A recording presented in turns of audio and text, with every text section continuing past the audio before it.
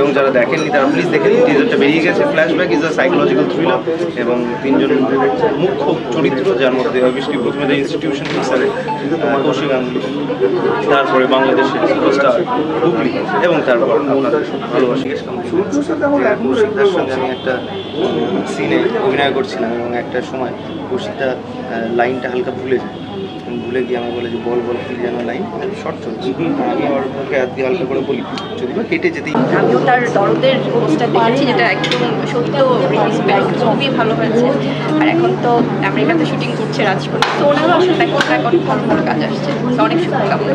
শেষ করবো, টলিউডে আর কোনো কাজের কথা হচ্ছে? কারণ কৌশিক মুখ পরের ছবির কথাও বলছিলেন, এর মধ্যে কোনো কথা হলো কাজ? আসলে এটা আমার সৌভাগ্য যে এই বড় এই মানুষগুলো আমাকে যখন তাদের এই সুন্দর সম্পর্কগুলো দিয়ে আসলে প্রশংসা ভাসিয়ে দেয়, সেটা অনেক ভালো লাগার ব্যাপার। এবং মানে খুব ভালো ভালো গান আমরা পেতে চলেছি সিনেমাতে, তো সেটা নিয়ে তুমি যদি কিছু বলো, মানে তোমার তরফ থেকে কটা গান আমরা পেতে চলেছি? আমার তরফ থেকে বা ক্যাকটাসের তরফ থেকে একটাই গান হচ্ছে, গানটার নাম সফেদ ঘোড়া। রাশেদ ভাই প্রথমে আমাকে অ্যাপ্রোচ করেছিল অ্যাজ ইন্ডিভিজুয়াল মিউজিক ডিরেক্টর বা লিরিসিস্ট কম্পোজার হিসাবে। গল্পই দেখতে চাই, কন্টেন্ট দেখতে চাই। তো সাইকোলজিক্যাল থ্রিলার, ফ্ল্যাশব্যাক এবং ফ্ল্যাশব্যাক থেকে বুঝতে পারি যে অতীতের কিছু ঘটতে চলেছে বা অতীতের কিছু ফিরে আসবে। অ্যাকচুয়ালি সেরকম ধরনের কিছু এই যে পুরো মিস্ট্রিটা যেটা অ্যাকচুয়ালি মানুষজন ছবিতে দেখতে পাবে, সেটা একটা অতীত কোনো একটা কাজের জন্য সেই অতীতটায় চলে যেতে চাই।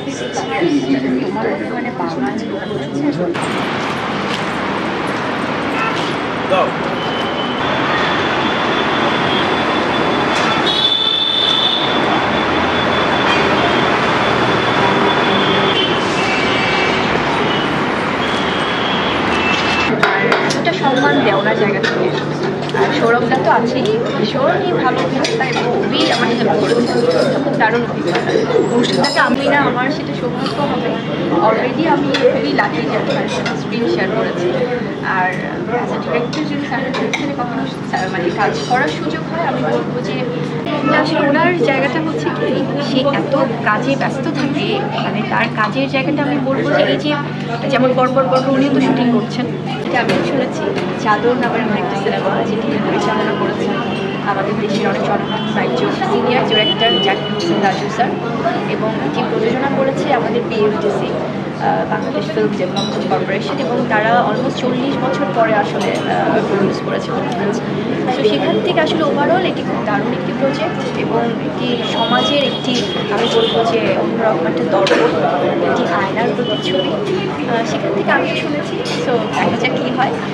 অবশ্যই এটি খুব ভালো সংবাদ। আর প্রথমত আসলে মুভিটি আমার কাছে মনে হয় যে এটি যেভাবে একটা প্রপার ইন্ডাস্ট্রিতে না কাজ করাটা ভীষণ বড় একটা ব্যবস্থা। তো সেখান থেকে আমার কাছে মনে হয় যে আমি এগুলি waiting for lots of work.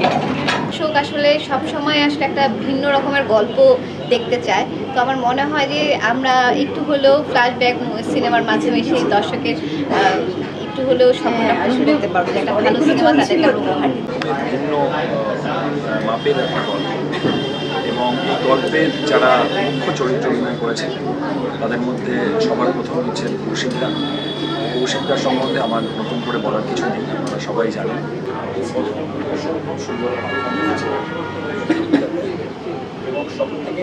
পেশাগতভাবে আমি একটি সিবিএসই স্কুলের প্রিন্সিপাল, কিন্তু ছোট্টবেলা থেকেই আমার passion acting, news reading, script reading, recitation.